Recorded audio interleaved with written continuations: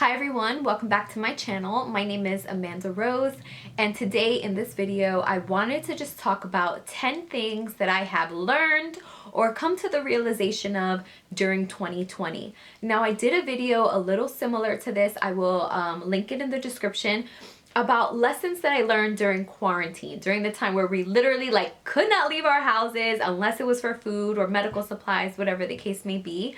But this is just my overall view of 2020 in general and the things that I have learned.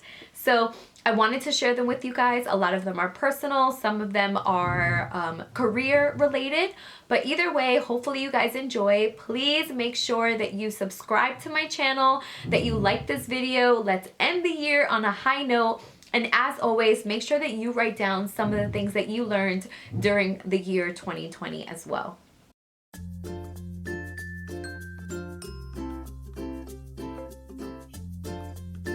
So the first lesson I learned is that priorities must be reevaluated often.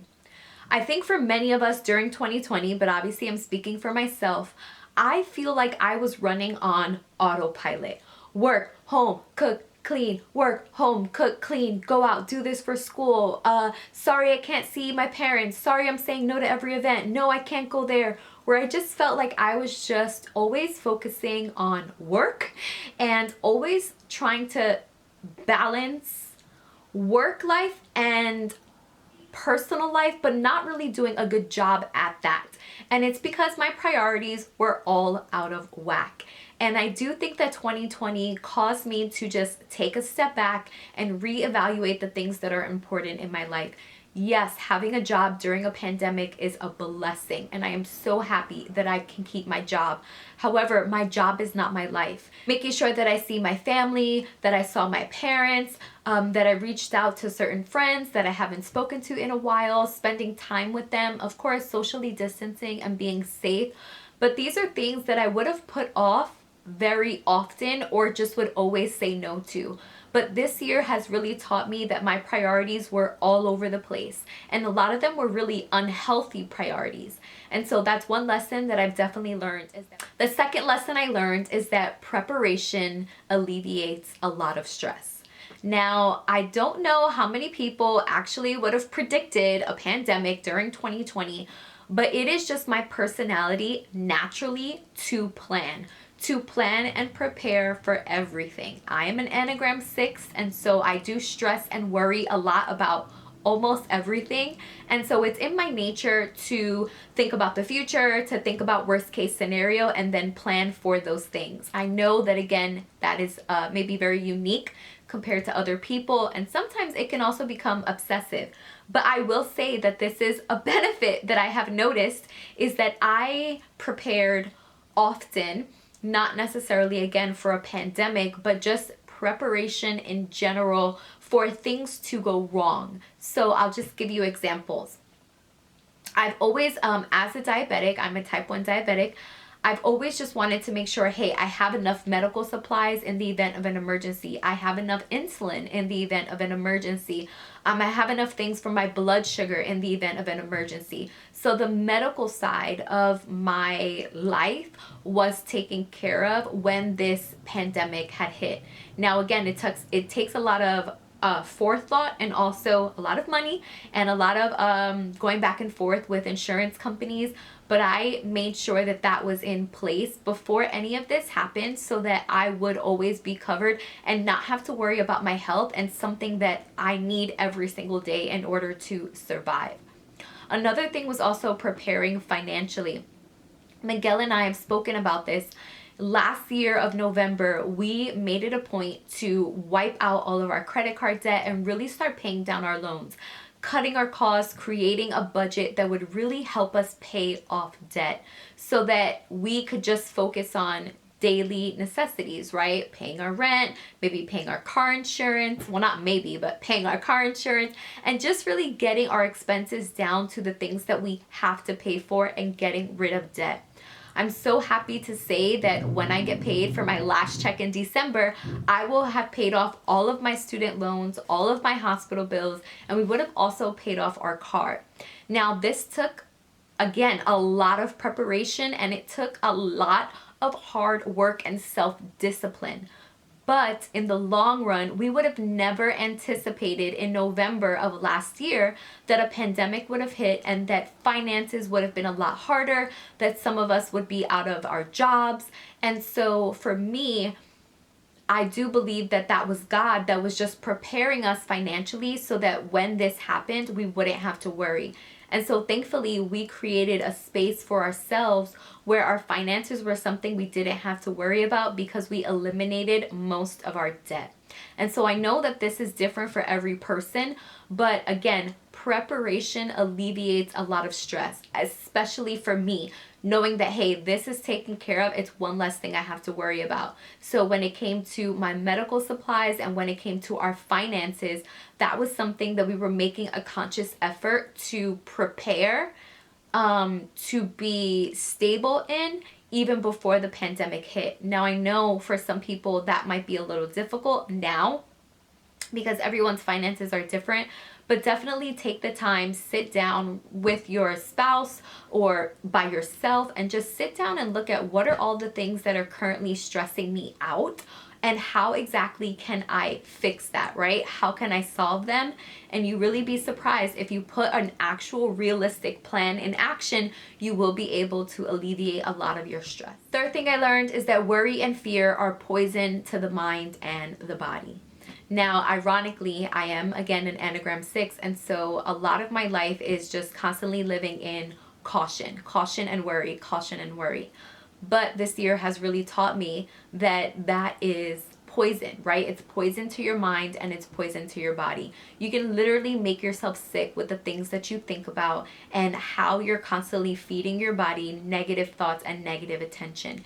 And so this year, I've really had to make it a point. I mean, we were getting hit with commercials and news and everything about the pandemic 24/7. You went on social media. We could not escape the information that was being given to us. And so it was this constant fear that, again, I am someone who naturally does that. And then to then be bombarded with it and have all of these external factors add to my internal worries and my internal thoughts was highly, highly unhealthy. And so I had to really take a step back and really tell myself, okay, like worry and fear, like those things have no place in my life. They cannot, because they will literally make me sick. They will literally mess with my mind. And so I took a hold of that by turning off the TV. And if people would bring up the pandemic or talking about numbers and talking about deaths, I would just have to be like, hey, you guys, honestly, like right now, I don't want to talk about this. And just creating healthy boundaries to make sure that my mind was at peace as much as possible. Worry and fear have no place in my life, and I fight that constantly every day because I want to protect my mind and I want to protect my body. Before I get into the next point, if you guys are liking this video, please make sure that you subscribe to my channel and that you give this video a thumbs up. It definitely helps me and it helps my channel, so definitely give it a thumbs up and subscribe if you haven't. Let's get into the next point. Lesson number 4, stop, breathe, and rest. Stop, breathe, and rest.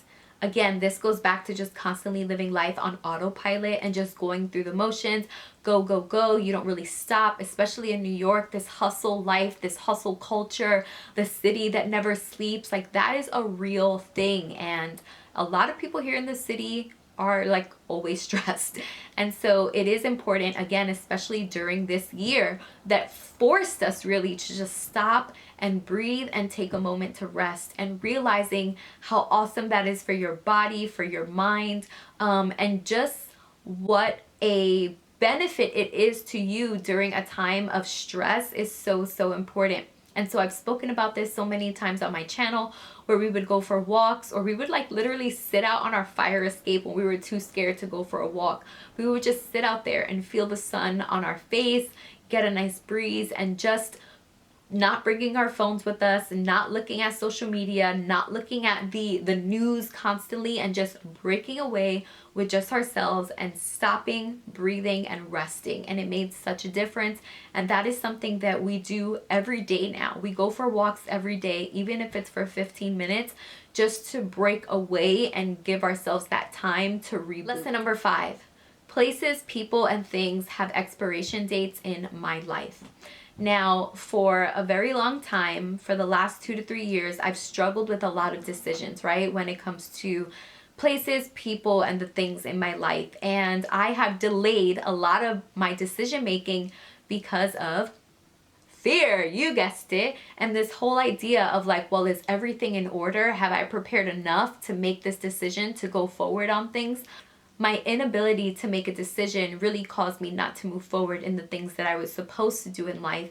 And also, I just realized like there were a lot of things in my life this year, again, that were adding to stress, that were taking up my time, that had no place in my life, and were also causing a lot of stress in my everyday life, and just constantly a part of my conversation, constantly a part of like just the things that that I would always complain about. And when I look back on it, I'm like, those things should have never been in my life for that long to begin with.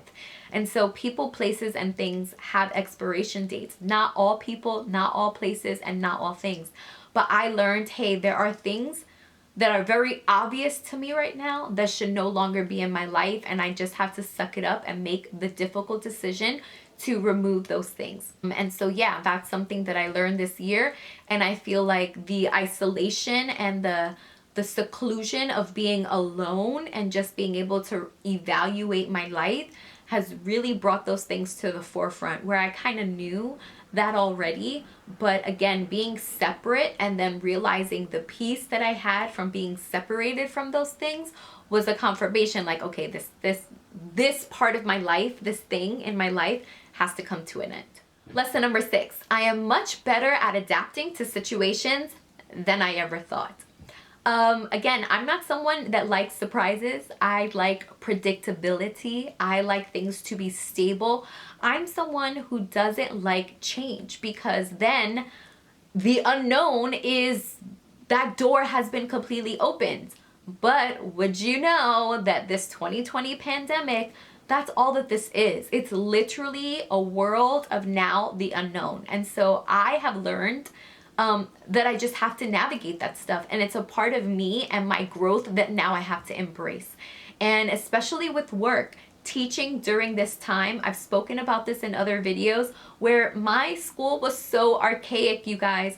Everything was worksheets, everything was printing stuff for the kids to write on. So using things like Google Classroom, creating Google Docs and having them answer things, learning how to use all of these online programs.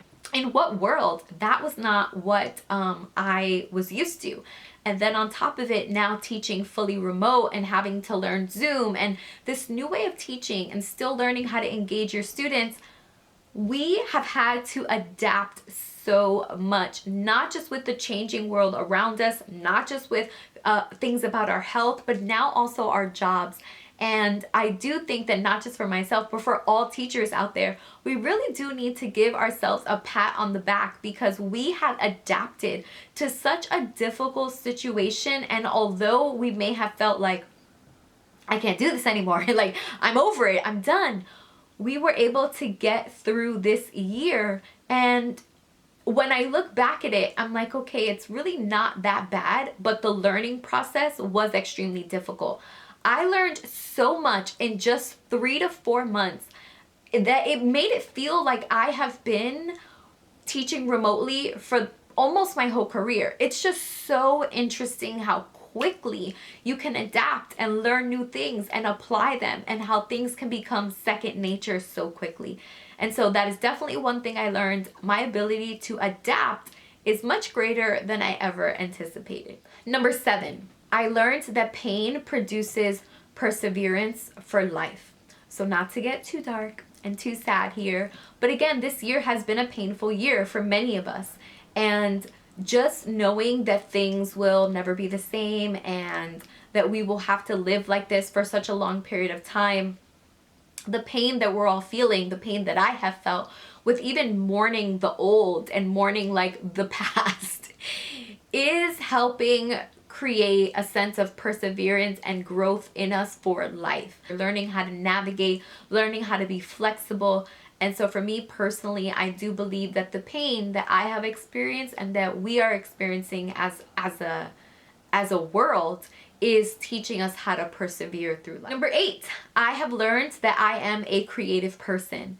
This is one of my points from my quarantine video, and this one is really important to me because, as I've mentioned before, I never really saw myself as a creative person.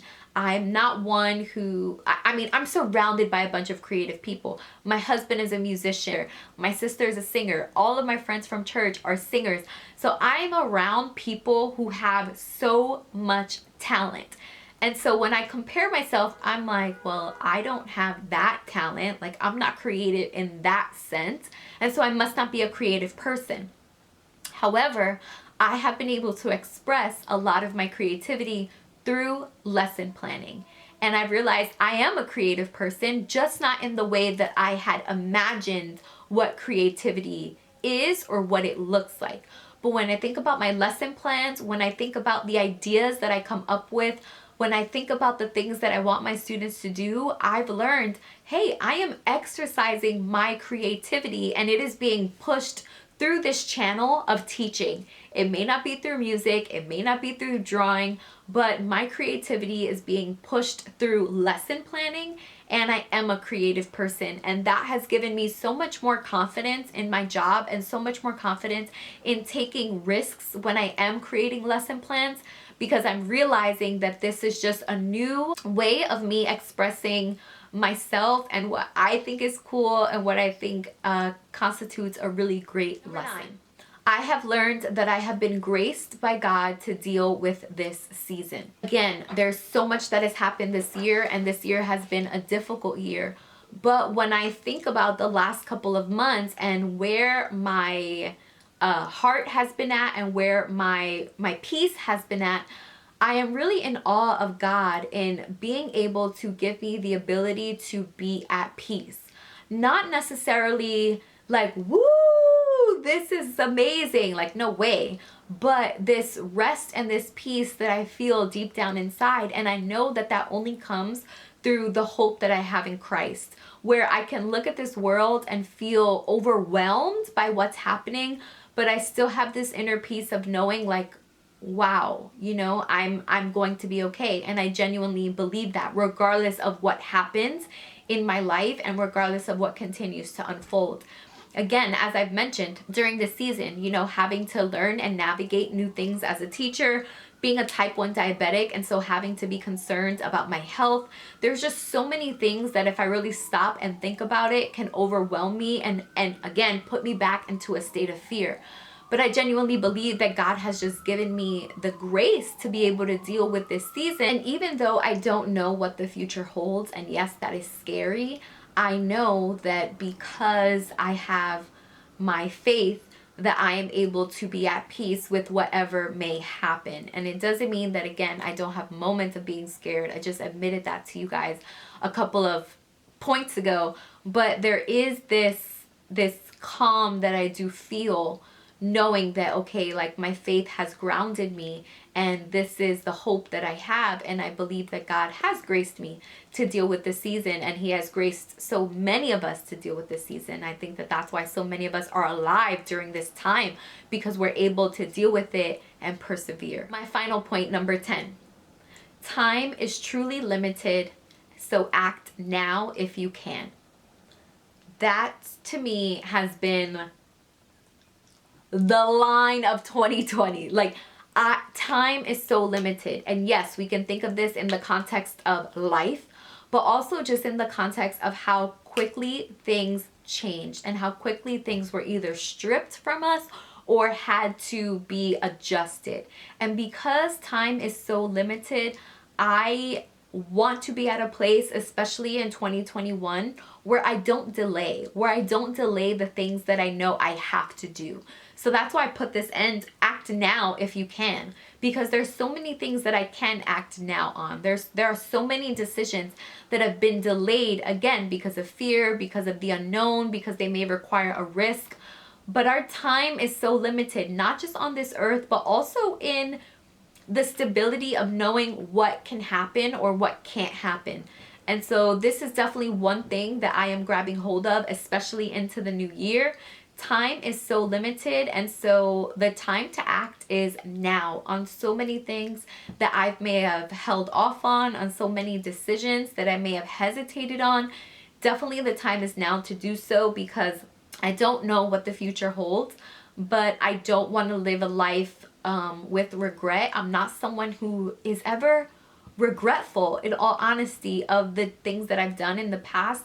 But I am starting to realize that more and more, like, hey, there are so many things that I need to make decisions about, that I need to move forward on and act out. And stopping that process or delaying that process, I don't want to be regretful of those things. And so time for sure is limited. And so act now if you can will definitely be my motto going into 2021. But that's pretty much it. This has been a lengthy video. Hopefully you guys enjoyed this. Please make sure that you like and subscribe, and I will see you guys in the next video. Have a happy new year, and I will see you all in 2021.